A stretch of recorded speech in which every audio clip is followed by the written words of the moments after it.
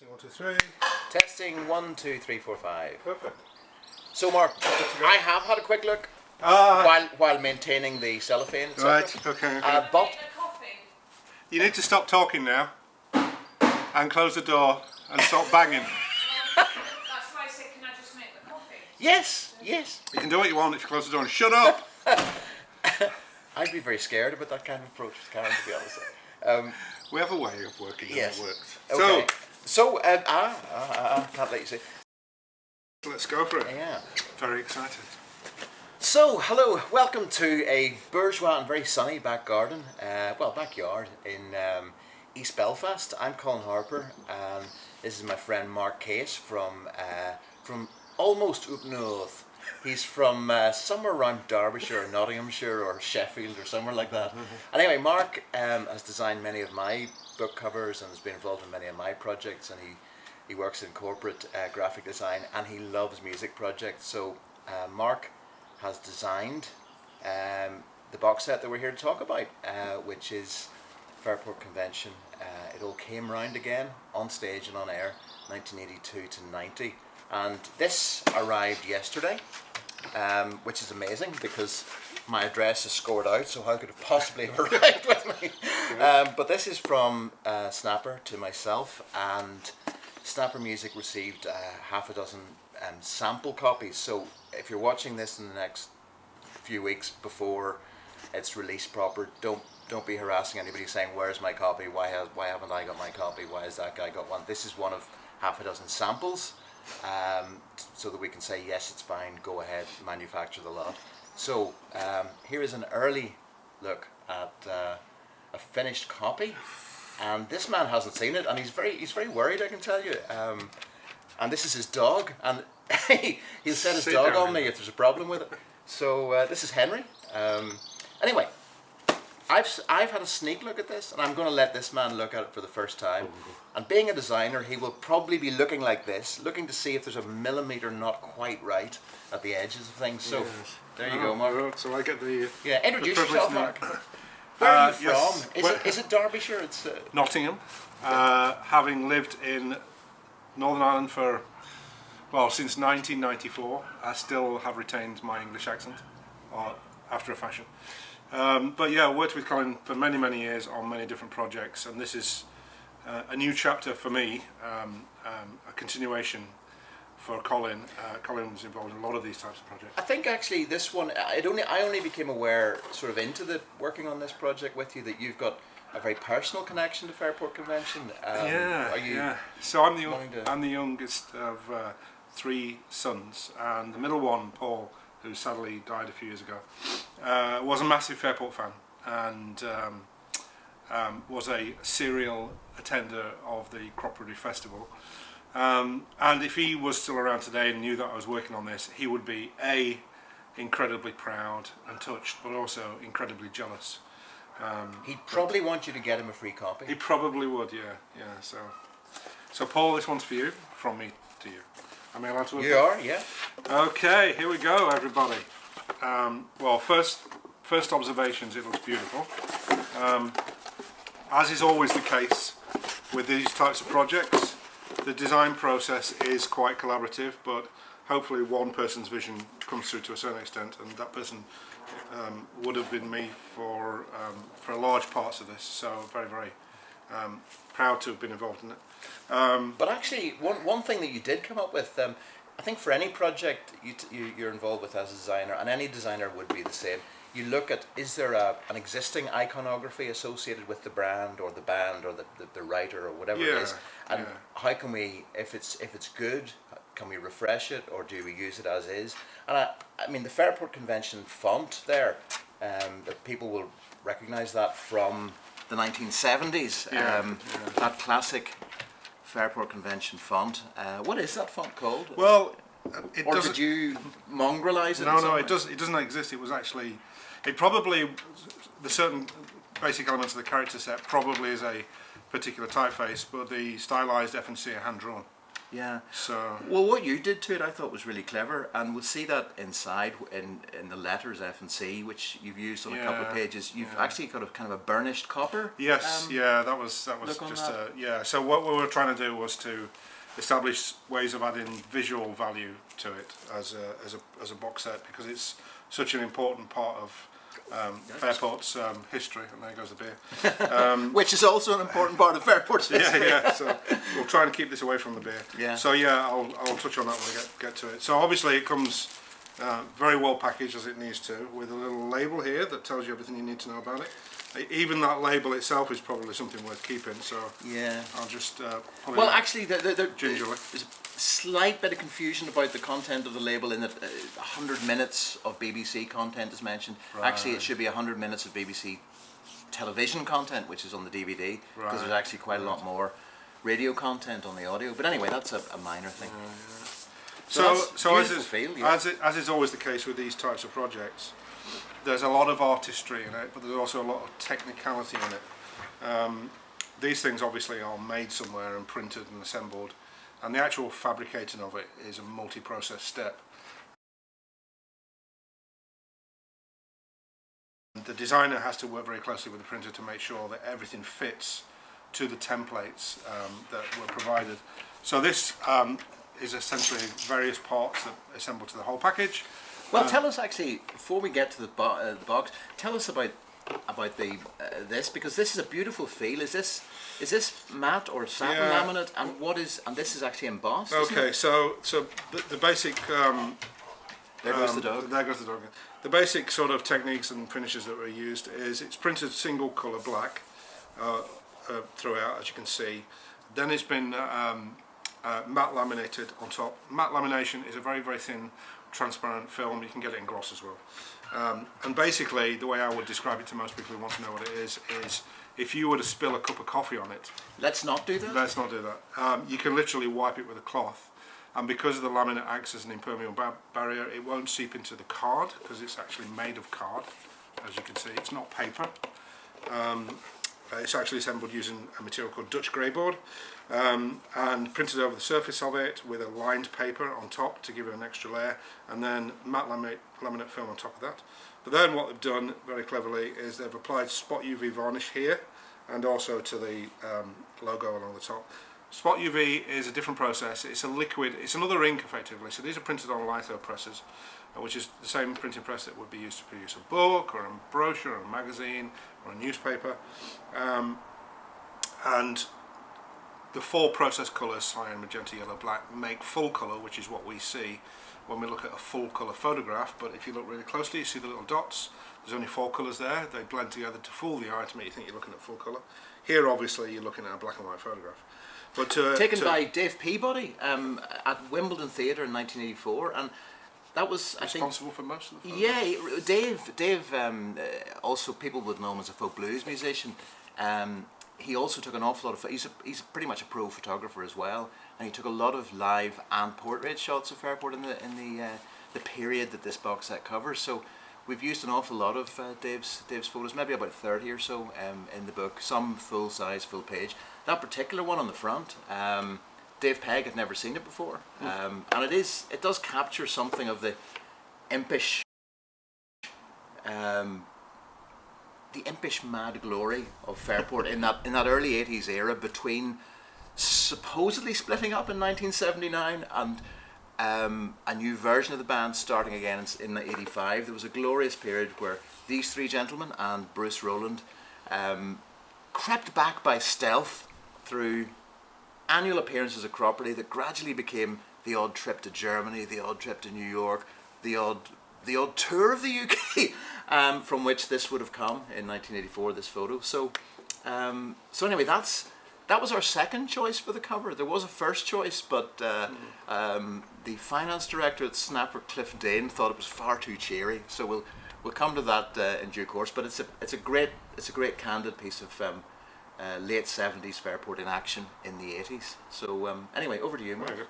Yeah, so obviously the photograph's picked out with spot UV, which is a clear varnish. It's essentially considered to be another ink, but obviously it's not. It's closer, I suppose, to what women would use for clear nail varnish, and not only does it protect the photograph, but it also gives it a real pop. It makes it stand out. It gives it a luster that you wouldn't get normally. So would you recommend that people don't spill acetone on this? Yeah, actually acetone would be more likely to damage the laminate than it would the varnish, because acetone reacts differently to different types of materials. Some of it's kind of has no effect on it at all. I think what we're saying is really don't throw anything at these things. Yeah, but you know, how much does this cost? I think it costs about between 125, 130, 129.95. I think is the best price from Snapper and maybe Burning Shed. There are other retail outlets available at different prices, but I think 129.95 is. When you consider you're getting a dozen discs. Yeah. And a 60-page book and a slipcase, I think it's pretty good value for money. It really has been. Yeah, it really has been made with care. Yeah. I think sometimes people just look at these things and say, "Oh well, you know, 2/3 of that's been out before. What's the price?" You know, but actually, the amount of care that's been gone into the mastering, the remastering in some cases of some stuff. The croppedy material hasn't been mastered afresh since 2000. That's 24 years ago. And believe me, mastering technology has come on leaps and bounds. We used a chap called Erok in Germany, formerly the drummer with a prog rock band called Grobschnitt. And Erok has magical ears and magic in his fingers, and he's really brought the best out of the croppedy material that's been out in various forms in the 80s and 90s. And he's brought his magic to a lot of BBC material from different sources, master sources and off-air. So that's just the mastering, and then there's a huge amount of care that's gone into the selection of written content for the book and the design, as Mark's been saying. So we'll talk about all that in due course, but you know, you've still to open it. You've still well, just to finish off on the front cover. Are we still talking about Magentons? Colin mentioned the sort of brushed metal effect, which you can actually see over the title if you look closely enough. But because it's physically quite small, it's quite subtle. The rest of the information, obviously the barcode and the legals, and the rest of the design on the back. And I noticed that there is something inside here. And what would this be? That? Well, this is a reproduction of the cover of a souvenir program for the 1982 Croppedy event. Selections of the music performed then are in the box. But this has been signed by the 4 surviving members of the legendary 1970 Full House lineup. Dave Maddox, Dave Pegg, Simon Nicol and Richard Thompson. And you're not going to get all these people together to sign something normally. So this is a delightful, frameable little entity, a little extra. And thank you so much to the 4 musicians for taking the time to sign this. And it does take a lot of organising. It does take people driving with vans with 1,500 bits of paper to be signed, and it's a lovely little frameable thing. So yeah, another little bit of care that's been taken. I should get this on Gumtree immediately.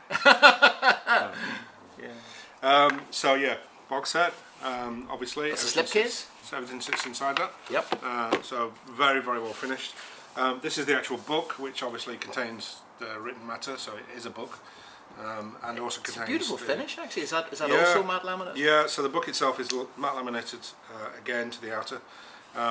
It is properly printed and sewn in sections and then glued in, so it's using exactly the same techniques as you would use in any high quality hardback book. What that means is 10 years from now, if you're pulling it down from the shelf, opening it and pouring your coffee over it, the glue that's used in perfect bound paperback books, let's say for example, eventually hardens and dries, and pages could pop and fall out if you're opening and closing it. This negates that from ever happening, and this is a very, very high specification. A solid piece of work, a solid and beautiful artifact. Yeah, it is. And this is unlike, well, in contrast really to the late 70s lineup, if you like, doing its business during the early 80s, as momentum grew and they reached the point where, bloody hell lads, this is almost becoming a full-time band again. This is the lineup that did take that forward, and from this lineup we have Dave Pegg and Simon Nicol. Dave Maddox returned, as he has kept doing in the Fairport story, in the current lineup as well. and Martin Alcock and Rick Sanders joined. So Martin, of course, passed away some years ago, but these four are still in the current band with the addition of Chris Leslie. Chris Leslie is not on any of the recordings in this. I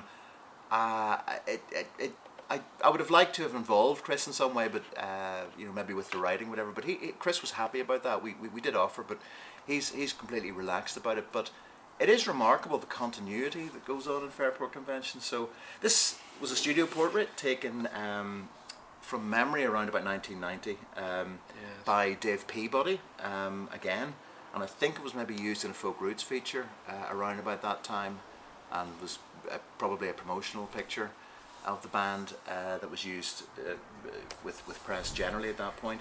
It's I suppose we can call it their smart casual period. Well, I would refer to this as their regional photocopier salesman convention era.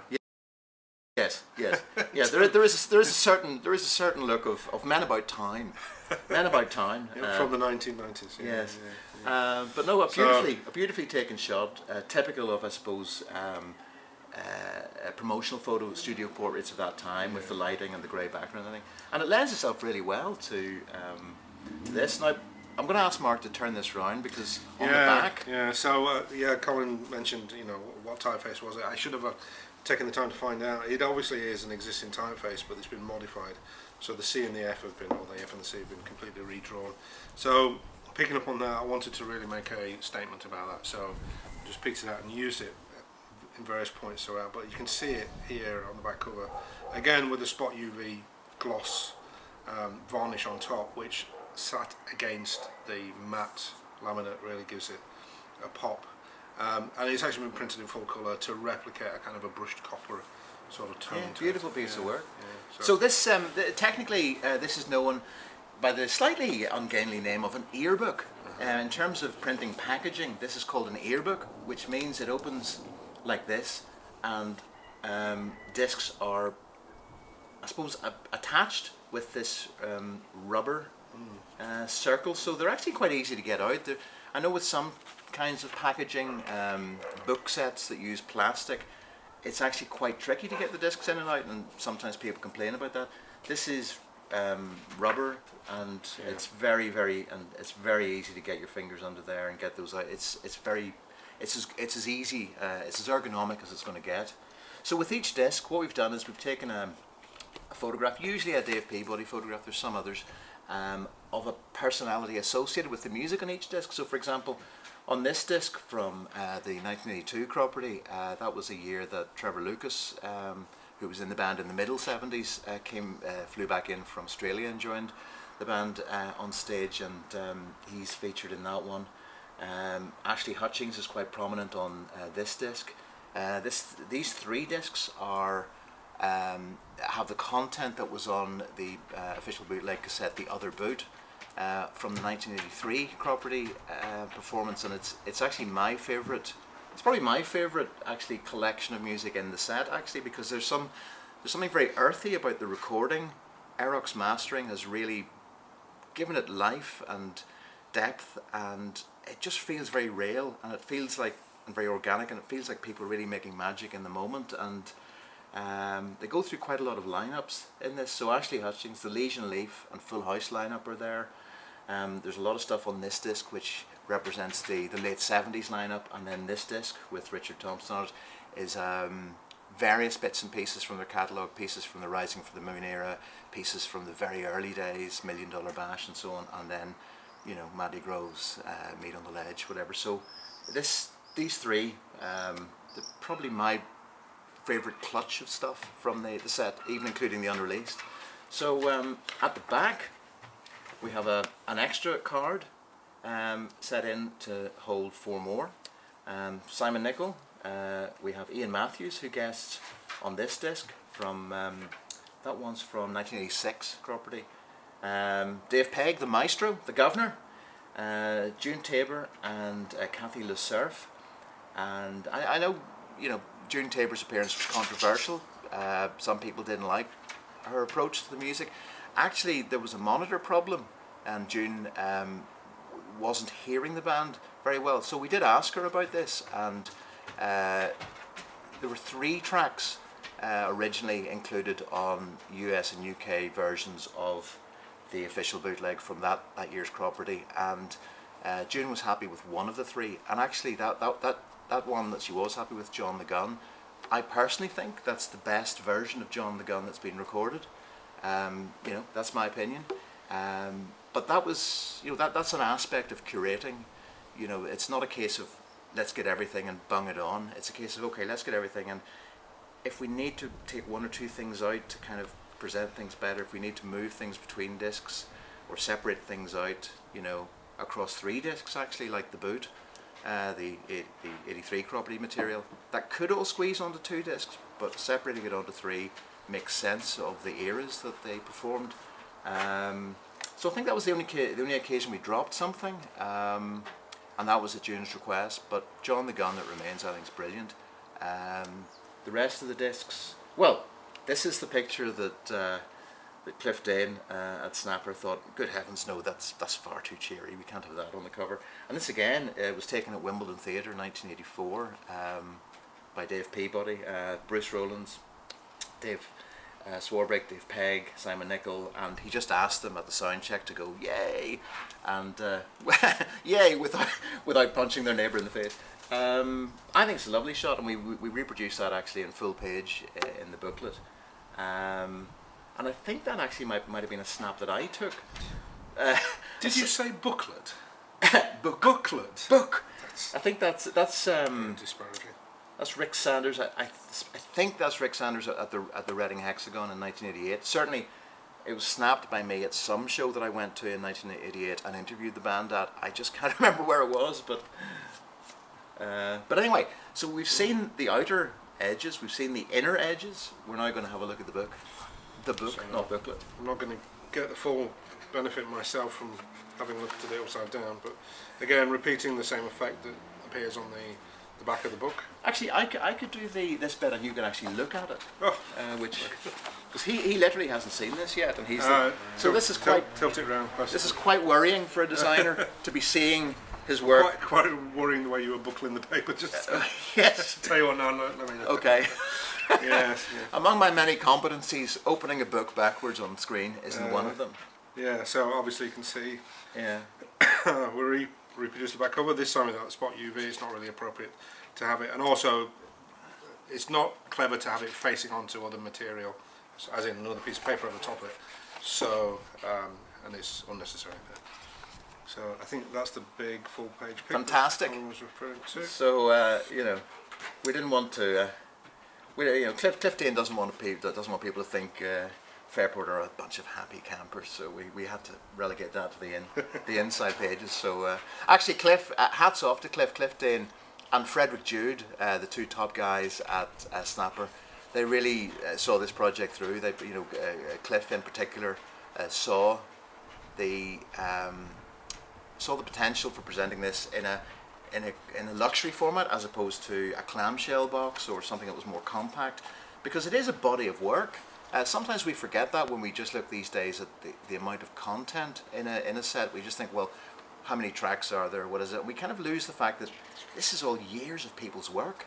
This music, is weeks and weeks and months of people in rehearsal rooms or people on the road at sound checks learning things, people performing things, the music getting bedded in, people writing the music, people arranging the music. It's a lot of work, and I think the advantage of presenting something in a luxury format, albeit a mini luxury format in a way, like this earbook, is that you get a sense of the heft of the body of work, the sense that this isn't just a bunch of stuff crammed in. This is 10 years of work, and in the case of Fairport, it may be 10 years, calendar years of glimpses of them at work, but it's probably about 25 years or 23 years rather of accrued songwriting, because of course they go back to 1967, and during the 80s they were performing material going back to that era.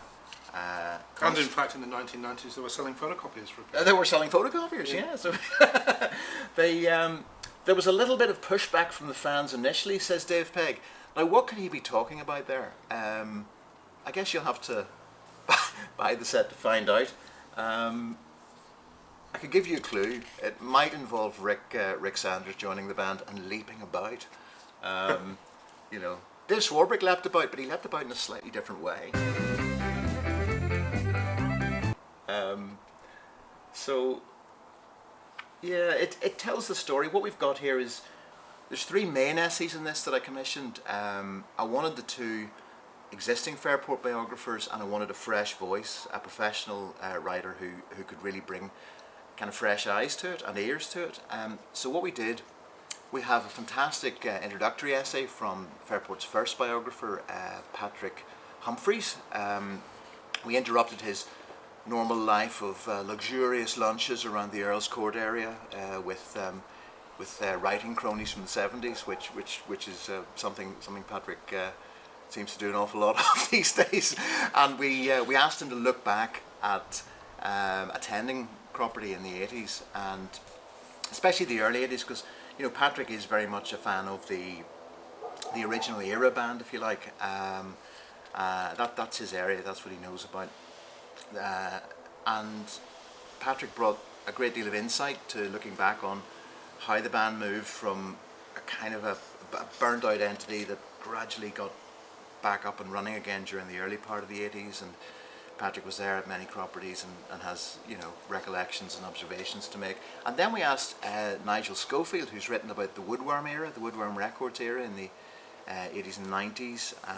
Especially Nigel is the go-to guy for the current band, and has been involved in a number of box set projects of his own for free read, and also actually we did a project a year or 2 back for Repertoire Records.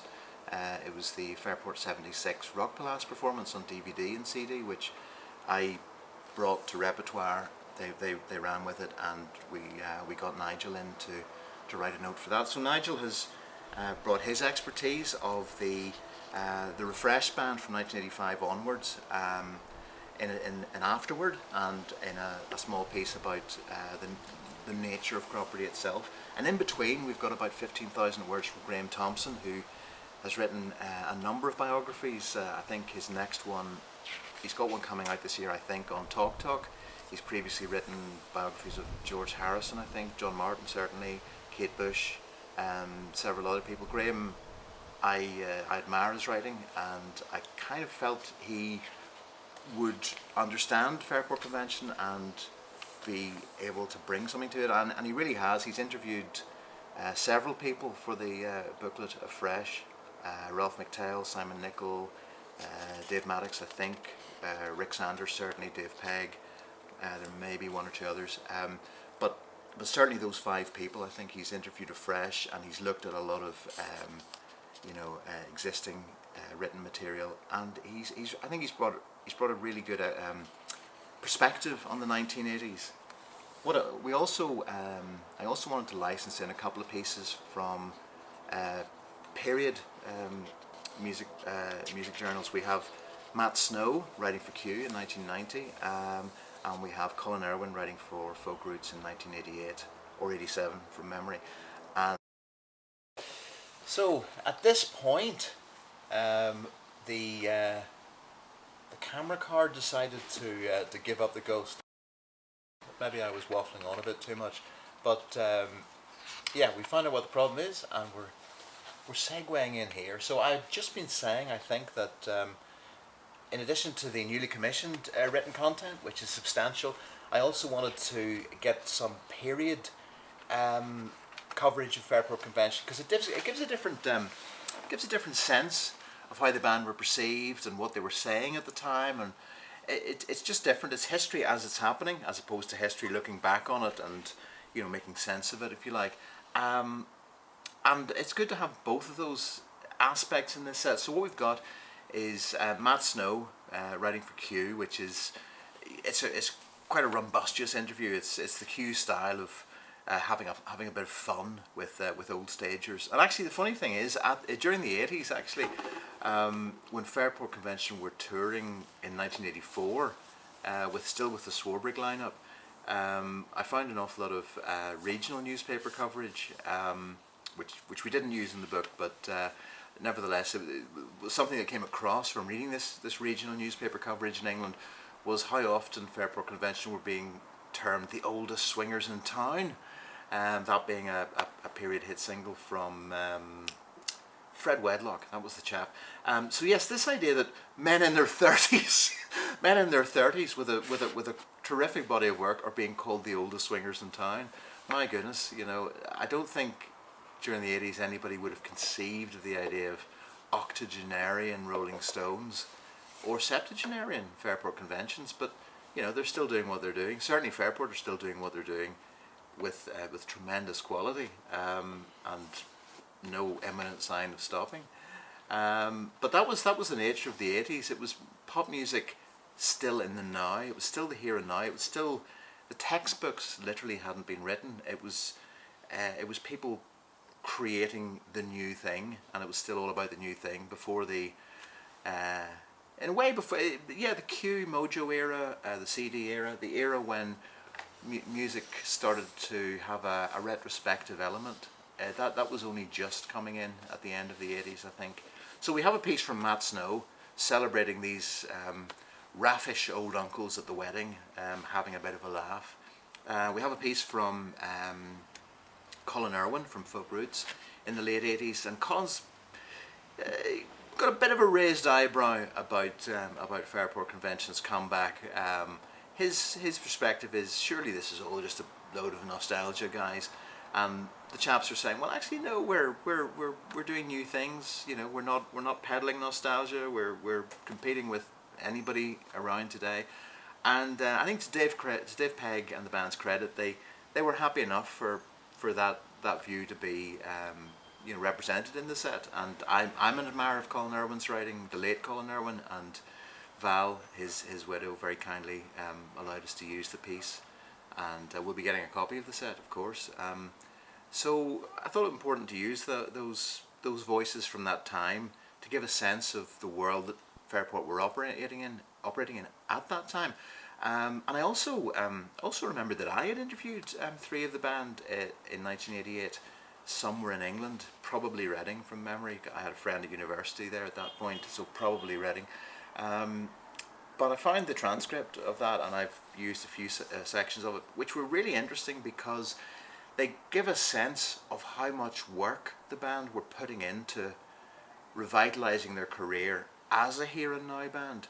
And that work, it wasn't easy option stuff. It was putting their own money into subsidising a tour of America supporting Jethro Tull, which involved an awful lot of driving, but also the revelation that they'd quadrupled their record sales as a result of that. So you get a sense from the page or two of extracts from that particular interview. You get a sense of how the new members were getting received by fans, and also the sheer amount of work and the detail of the work that was being put in to establishing the band as a current entity, an entity that was doing its own music as well as selections from its past, and competing with music, the music that was out there in the touring world of that era at that time. So there's a bit of both in the book, a bit of retrospective appreciation and a bit of frontline reportage,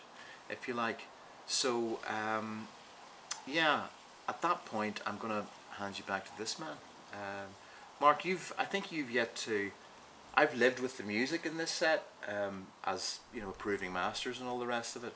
You, I think, have yet to hear any of the music in this set, though presumably you listened to some Fairport Convention music already existing while you were working on it. That's typically what you do. It helps if I get in the groove of whoever I'm working with and whatever project I'm working on just by listening to the music. So I'm currently working on something else with Snapper and Wishbone Ash. Wishbone Ash, you are presumably listening to a lot of Wishbone. I'm listening to a lot of Wishbone Ash at the moment. Who appeared at Cropperty once. Indeed, and just harking back to what I was saying earlier on about my brother, he was a massive Fairport fan and a massive Wishbone fan as well. So it's kind of nice to sort of reconnect by proxy with him through what he would have listened to when he was working.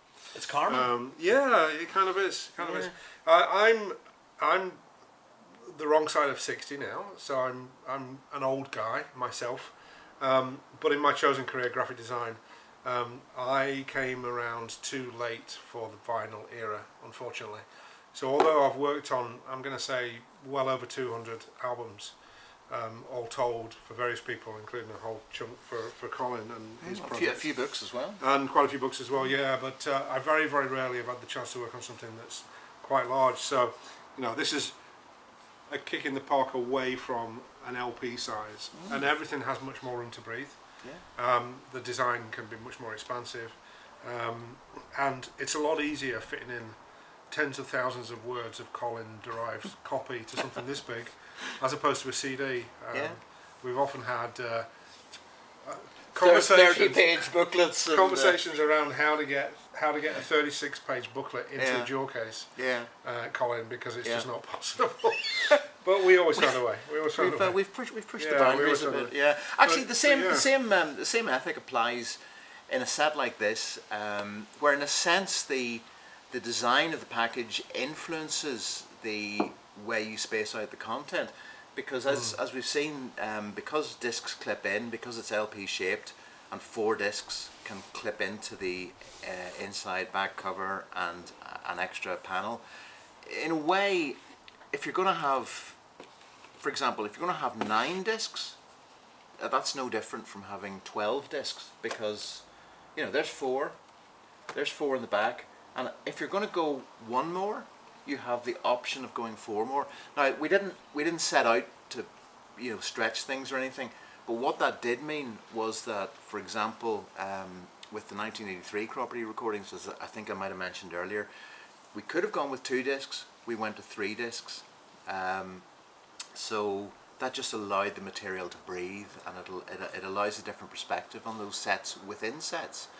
Now at this point I have a little bit more to say, but I should say that Mark's wife Karen is making this kind of gesture behind the camera because he's got a barbecue to go to, and I'm going to say to Karen, we're going to be 5 minutes, because I think I've got one more point I wanted to make. Maybe Mark has a wrap-up point as well. The point I'm going to make is that, I think for everybody listening to this set, there will be revelations. There will be things like, gosh, I didn't know that song was so good live, or I forgot they performed that number. I didn't know this person was such a good instrumentalist on that. Whatever, there'll be all kinds of that stuff. For me, I kind of have a new appreciation of Simon Nicholl's instrumental skills.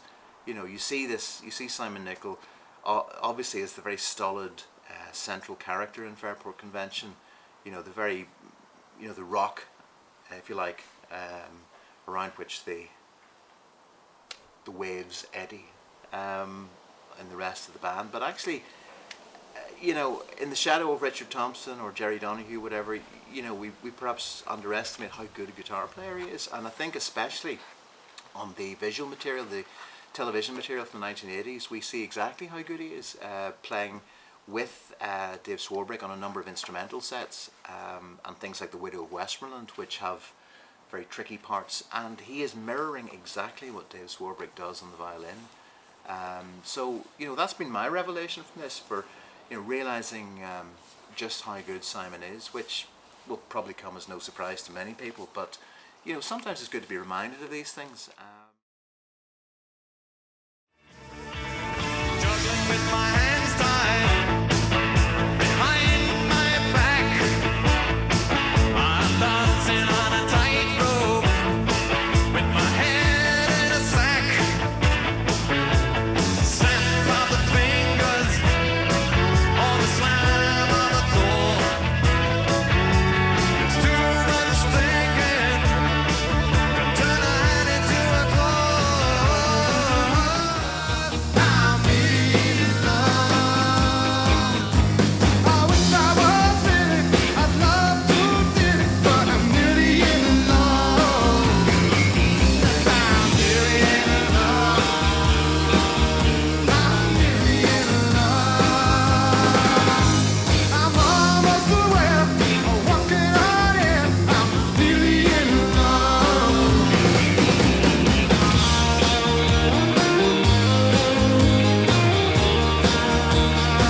Chicken roast quail, but decide to make my life folds straight, quick and there's a dozen nice fat snails.